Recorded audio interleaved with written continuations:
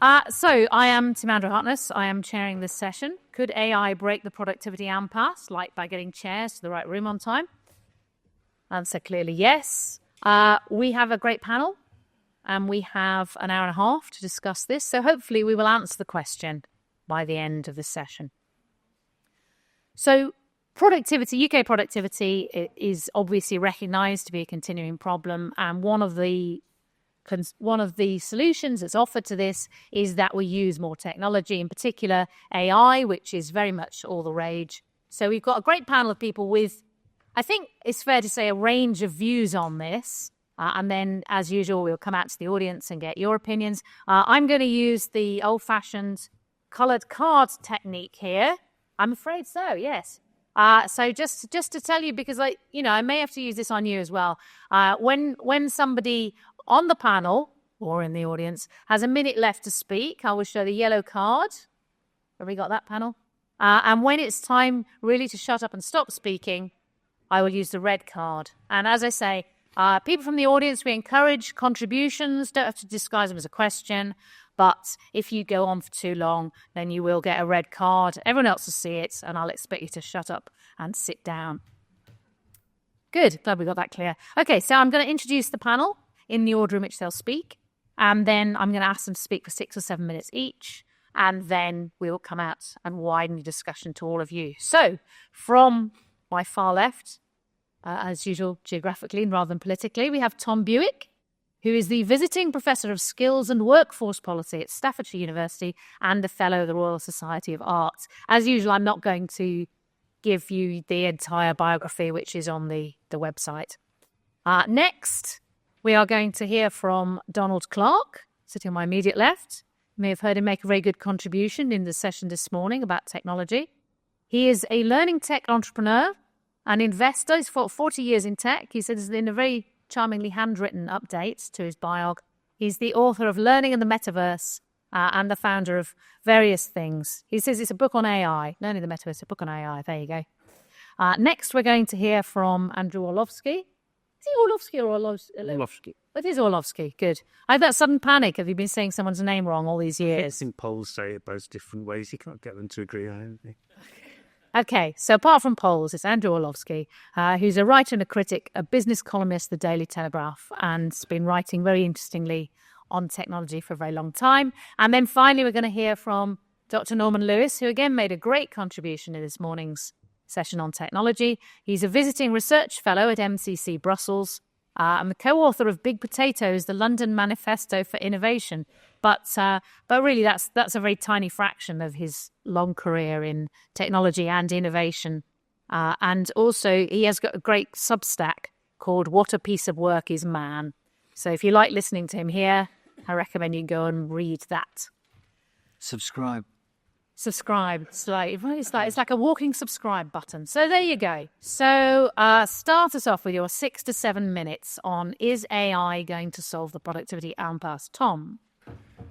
Thank you, Timandra, and good afternoon, everyone. And I certainly don't want to get red carded by you, Timandra. Perhaps I could toady up to you by saying, actually, I'm going to be buying your book later on today. Not least because, and I hope it's going to be signed, coffee too. Not least because when I saw the title "Technology is Not the Problem," I always think that would make a great headline actually for my 6 or 7 minutes, because that's absolutely the perspective that I'm coming from. Not least as an educationalist, not as with other members of the panel, experts on AI. And really, what I wanted to sort of throw out there is, because it is a complex debate, but I think for me you can boil it down to 3 different perspectives on this question of can AI help us with the productivity impasse.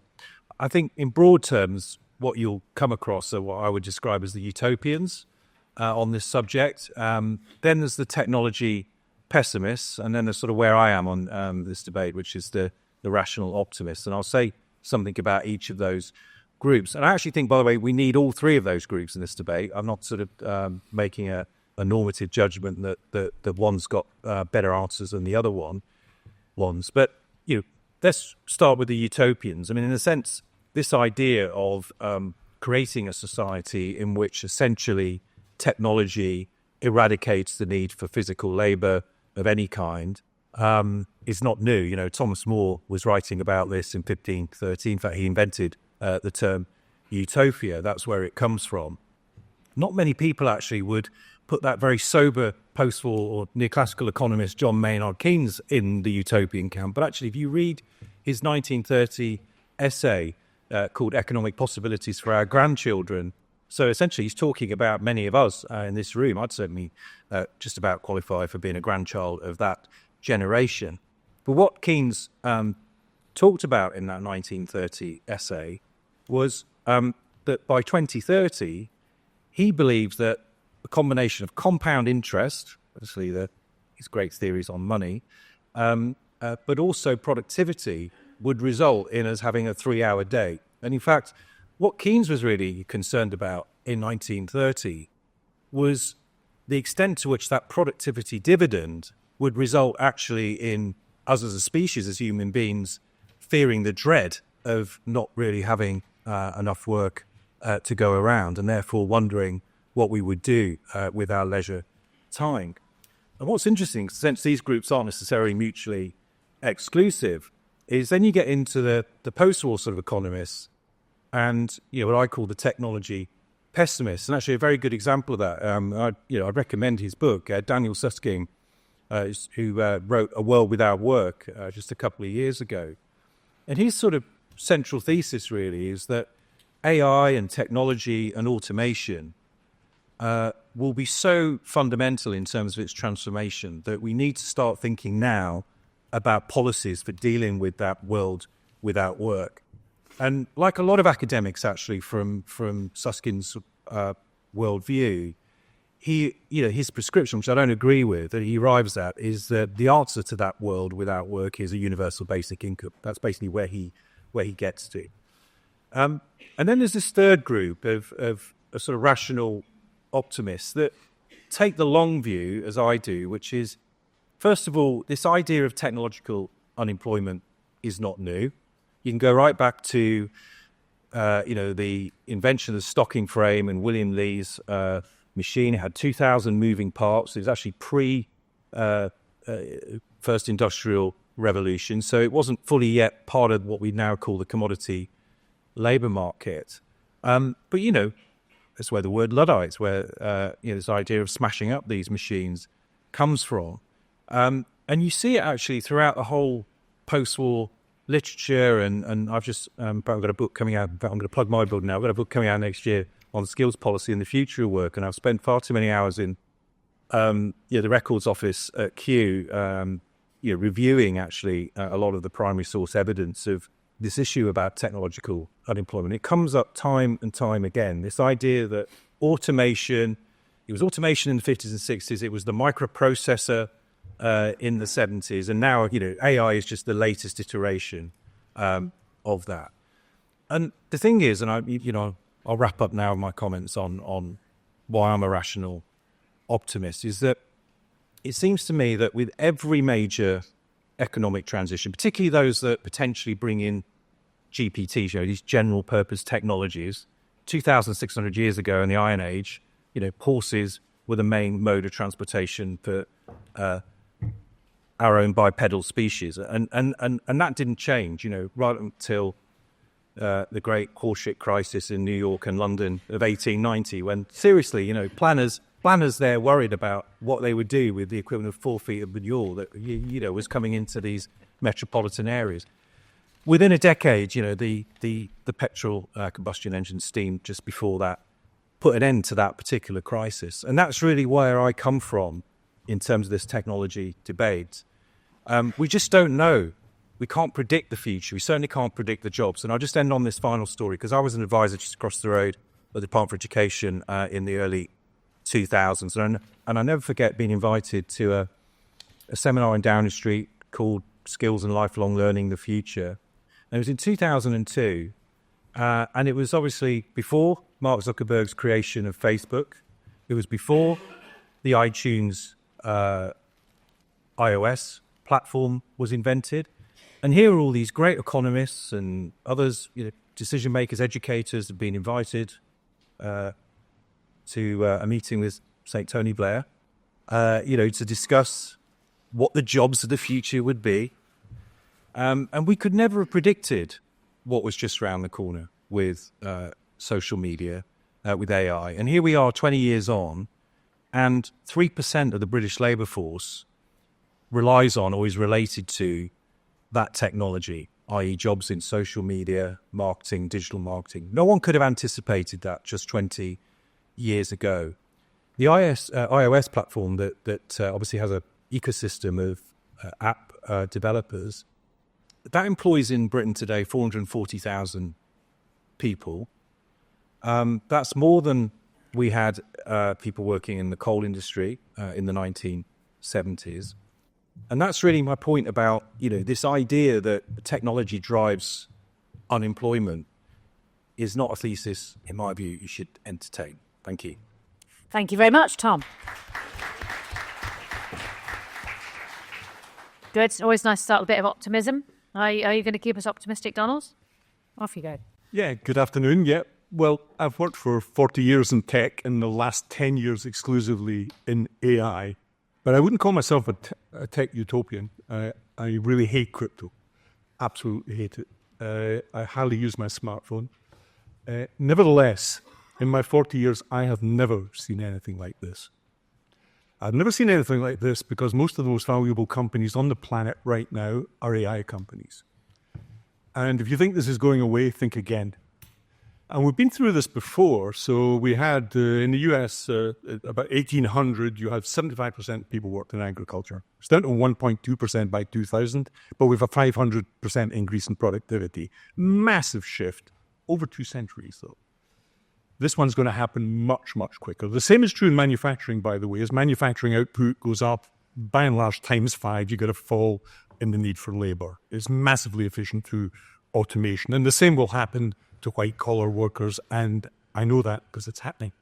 So I want to be quite evidence-based on my little talk here. The first thing is the research base. So you have to look at the papers. And even as early as 2023, after Gen AI hit the streets, you have the Noy paper from MIT. If I split this room into 2 groups, I give you Gen AI and you not, and you have high-end data analyst skills, high-end cognitive skills, you will win. You'll do it 26% faster.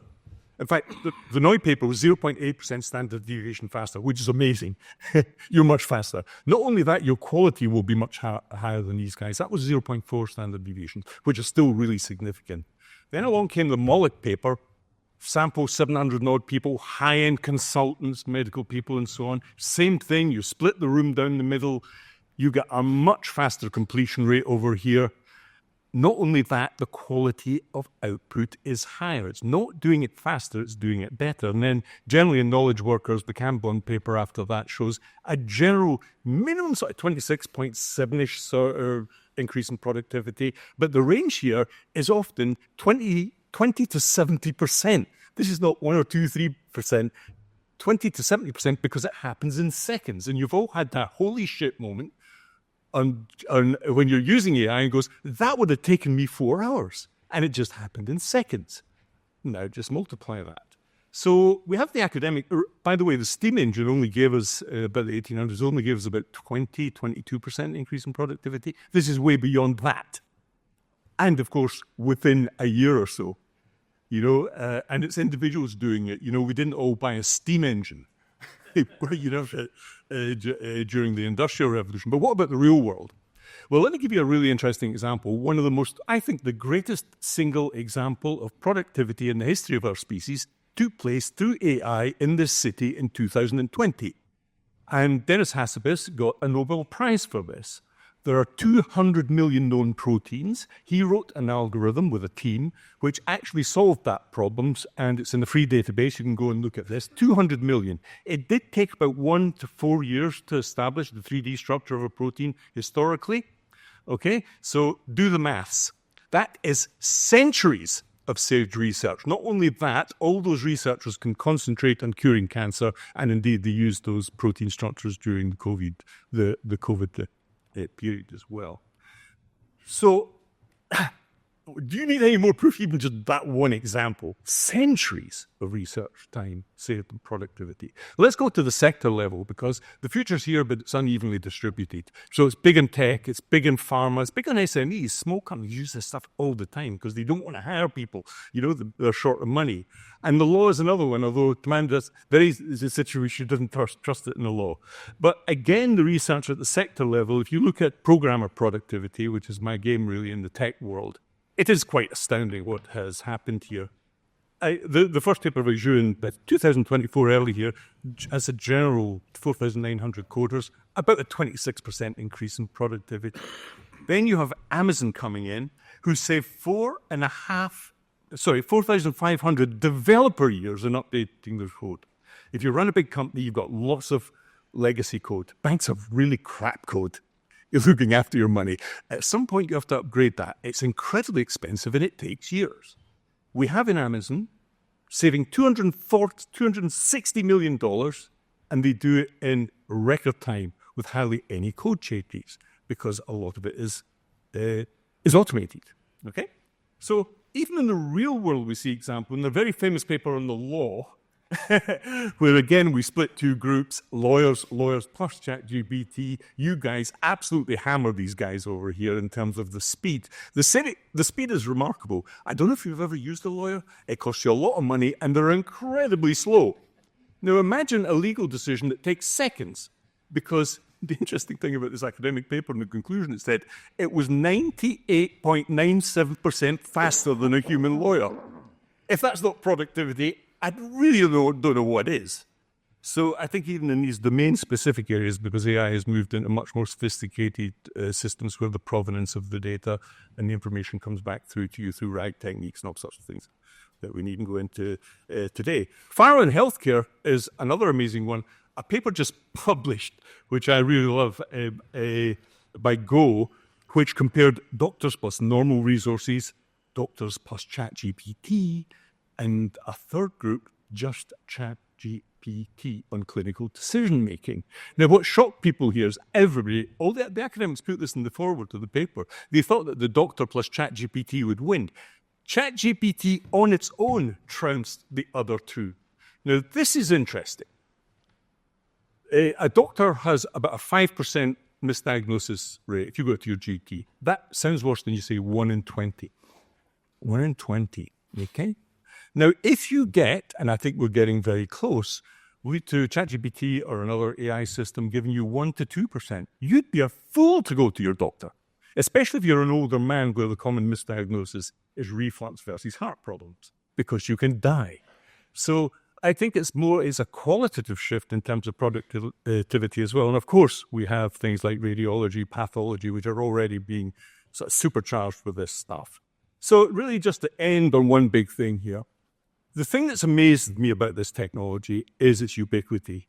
Because actually a funny thing's happening. Everybody's using it on the sly. This is actually not like the steam engine. If you look at the big data sets now that are coming back, everybody's using it, no matter what their age, but not institutions.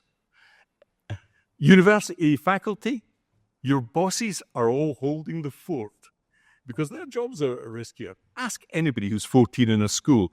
Ask the people at Harvard, where the recent survey was 95% of students using ChatGPT. But the institutions don't want to come near it. Okay, so this is anyone, anywhere, anytime, any subject, any level. If you don't think that's going to increase productivity, I don't know what other arguments you could possibly give to counter that. Thank you, Arnold. And if only you'd let ChatGPT deliver your talk, you could have been 20% more efficient and finished before you got the red card. Next time, eh? All right, Andrew, are you going to sweep us along this tide of techno-optimism? Thanks very much. Well, wow, how do you follow that? Thanks everyone to coming when there's always so many concurrently interesting, fascinating panels which go on a battle of ideas. I've had a racking cough and flu this week, so I'm going to have this jousting adversarial relationship with the microphone, and I hope I don't deafen you. Is it possible to enjoy a story too much? I had this thought when the Hezbollah pager attack took place, and I was admiring this on so many levels.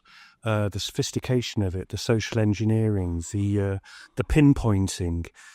But essentially, each of these were targeting a human vulnerability, a vanity, and very often, I think, what Mossad did brilliantly was they bet that the users would not interrogate the technology that was in front of them.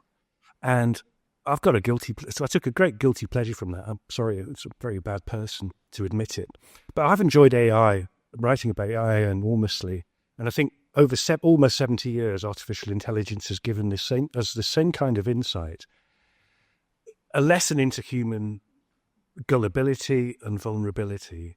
I just want to say one or two things about productivity, one of which I think is very rarely mentioned, but is critical if we all want to understand how generative AI is going to affect the workplace. To me, there's no puzzle with productivity. It's exactly, in the UK, it looks exactly what we expect it to look at in a country with a large number of poor people, which has shifted the economy from high-value industrial and manufacturing to services. Poland already feels much richer than the UK. It has 33% of its economy is manufacturing. Singapore is often cited as an example. It is a very interesting example. 20% is manufacturing. Britain's now down to 10%. I think with the end of globalization, that's going to change a lot of the stigma of wanting to create an economy which is based on science, which is turned into products, where we export very high value goods. The stuff we're absolutely fantastic at, is a lot of the stigma of that is disappearing, perhaps. Second point about productivity is that it's slightly skewed because economists like to talk about what they can measure. And productivity is, one of the simplest sums that you can measure. I was speaking to a former World Bank economist who is musing on this himself, how remote the profession had become from reality. And he said, well, economists, once they have a data set, they're just really happy to just go off and interrogate the data set. But there's one thing that's been a huge change in the organizations over 25 years. Nobody takes the trouble to measure. And that's the fact that a lot of people are in work, but not actually working. There's been two fantastic books on this in the last 25 years. I'd recommend David Bolshover's The Living Dead, which is a great description of people who only have maybe an hour to work each day. And we are talking the managerial white-collar middle class here. There aren't any working class jobs left where you can loaf around and nobody notices or fires you for it. So since 1997, the amount of jobs with the word manager in them have quadrupled.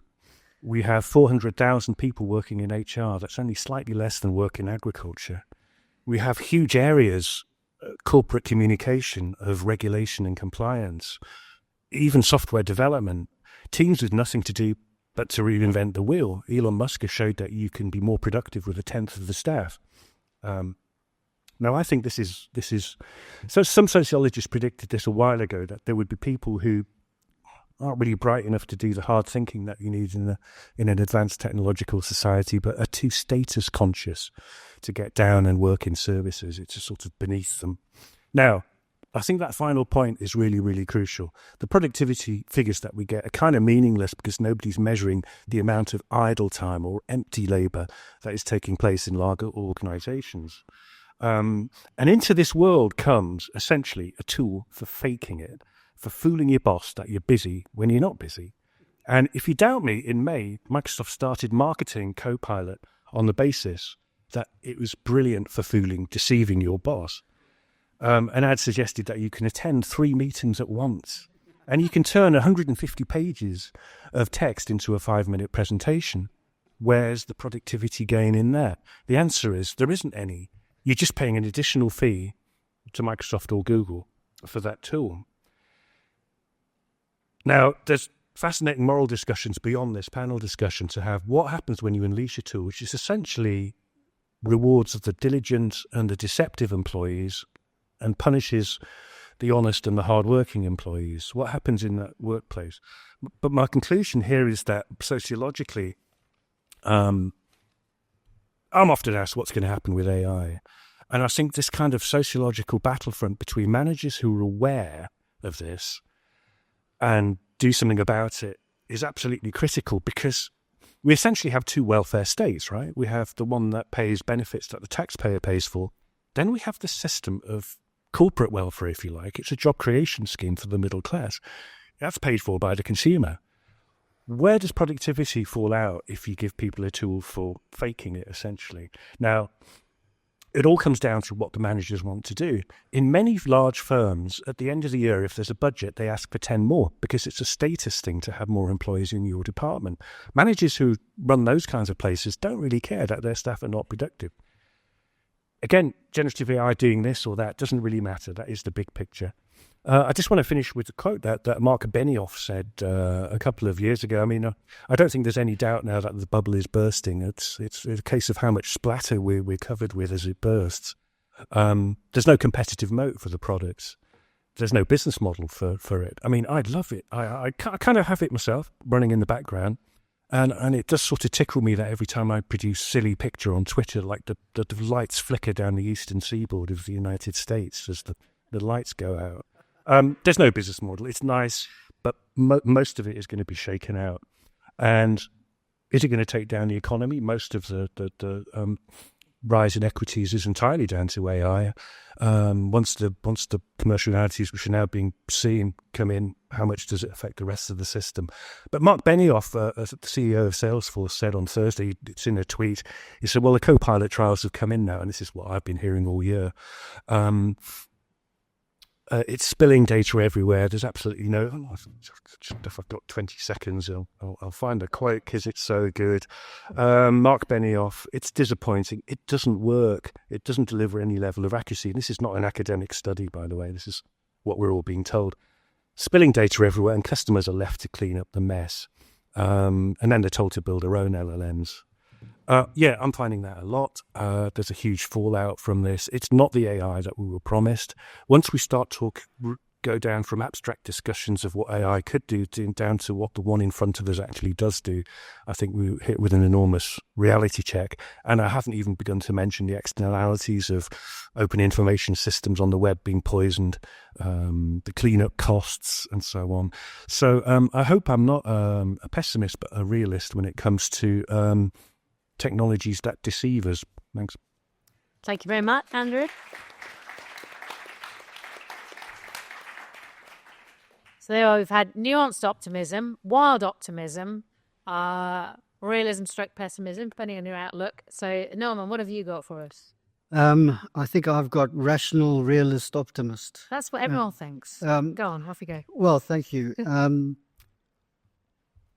I was considering some figures when preparing for this, and I looked at one example when if American farmers 100 years ago were told that agricultural employment would fall from 40% of all jobs to 2% as a result of productivity increases, what do you think the response would have been? It would have been one of fear, anger, etc. But if you think about this now, this is what's happened over the last 100 years. With a reduction of 95% in farm employment, America is able to feed 320 million people. Right? That is astonishing. And that's what we're talking about in terms of productivity, in terms of the output in production, wealth, etc. And so when we ask the question, could AI break the productivity impasse? And I have to say, I am optimistic. I am a firm believer in AI as a human achievement, as something that has yet to be refined as an adjunct to the ability for human beings to solve problems in the future. I think it has enormous potential. To put my position bluntly, I think AI will do little to solve the productivity impasse, because we have to understand what that impasse is, and therefore what AI can and cannot do in and of itself, it is no solution at all. First point to make is that AI is still, I would argue, in the stage of invention. The applications that can be built on top of these foundational models, I think we have no idea yet as to what we could actually come up with in the future. It's like trying to imagine when William Drake drove the first oil rig in 1865 in Pennsylvania, trying to imagine from that point onwards what the impact of that would be on the economy, on society, because that drove the petrochemical industry, which has given us so many of the modern things, including the motor car, the mechanization of society, the production lines. All those things were a result of that particular day when he drilled oil for the first time. Unimaginable that you could have understood that this is where things were going in the future. I think AI is in a similar place. And the idea that we can apply that in the way that we are now is really an expression of how low regard we have, how lack of imagination there is in this discussion. And this actually relates to my second point, which is that the productivity impasse is not a technical problem, simply a technical problem. It's not just simply a problem of lack of investment. There's much more fundamental things at stake here, and what's driving, what has driven the impasse that we just don't seem to be able to get out of, despite all these new inventions, technology, the ICT revolution, digitization, etc. How is it that we still have sluggish productivity, not just in Britain, but across the world, even in America, particularly in America? And I think and there's one book I would highly recommend you should read, and that's Phil Mullen's Creative Destruction. Because if you read that book, what Phil outlines is he explains how it is that we live in a society where we are risk averse, that the state has become the institution through which we try and preserve what exists rather than allow the spontaneous mechanisms of capitalism to destroy businesses that are unproductive, allow them to go out, lose those jobs, but invest in those areas where there are possibilities of change, of new technologies that can improve productivity. And this is really the point that, nobody's really looking at this. They're looking at this like a technical, as if there's a technical solution to this. This is a cultural, political moment where the people that run society themselves have lost faith in their own system, that they no longer are allowed the spontaneous laws, the mechanisms that capitalism has used to rejuvenate itself through crises, etc. Instead, we've had the state propping up businesses and big corporations. We've had, and as a consequence, and things just remain as they are. It's not that the state has become conservative. It's a conservator state. That is really how I would define the role of the state today, regardless of whoever's in power. That seems to be the role that even if you go back to Reagan and Thatcher, who was going to roll back the state, actually the state increased its involvement in the economy in those years, not decreased it. And so it's become the prop on which everything rests. Now, the problem is that when you try and introduce something like AI into that kind of environment, two things happen. One, we get the kind of bullshit that Andrew was just talking about, and the hype and everything about this. And I have to say, to some extent, Donald, this kind of really over-optimistic, this starry-eyed looking at some of the impacts that it has. Yes, AI can have these impacts, but the real question is, how is AI going to be diffused across the economy? It's not enough that we have DeepMind or doing some amazing research. I think the protein thing is absolutely incredible. But what about the small and medium-sized companies? When are they going to be able to use AI? Now, think about this, and I'm going to leave you on this. There are many barriers to AI being diffused in society today. There's the technical barriers of, for example, energy. Give you one example. America is going to need 50 gigawatts of additional energy to keep up the data center capacity that it requires by the end of the decade, which is going to mean an investment of $500 billion in data centers. The International Energy Agency forecasts that the growing use of AI could add to global electricity demand the equivalent of Sweden or Germany's annual consumption by 2026.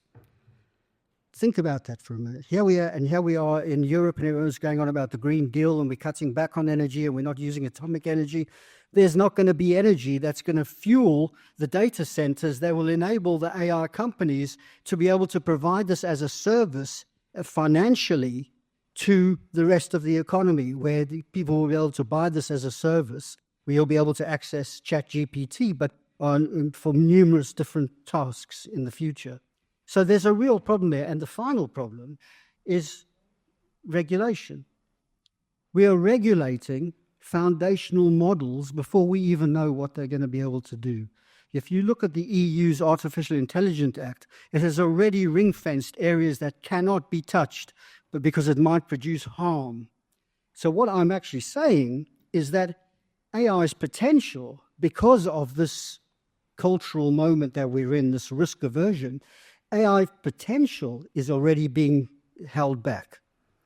So the real potential that we know that this could possibly bring in the future is actually now being hampered by this consciousness that in fact is really the mainstay of why we have a productivity impasse in the first place. Thank you. That's it. Thank you very much.